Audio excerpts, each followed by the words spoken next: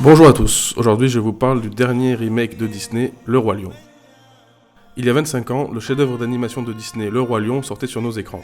Succès critique, populaire et commercial sans précédent, le dessin animé de Roger Allers et de Rob Minkoff, porté par les sublimes musiques d'Hans Zimmer et Elton John, allait rapidement devenir la référence ultime des classiques de la firme aux grandes oreilles.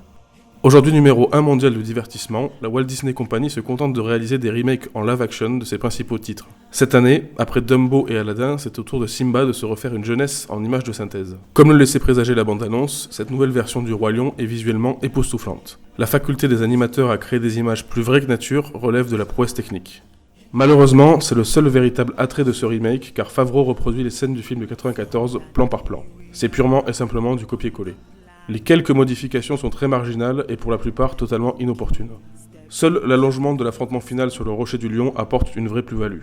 Pour le reste, l'idée de donner des voix humaines à des animaux photoréalistes ne fonctionne pas vraiment.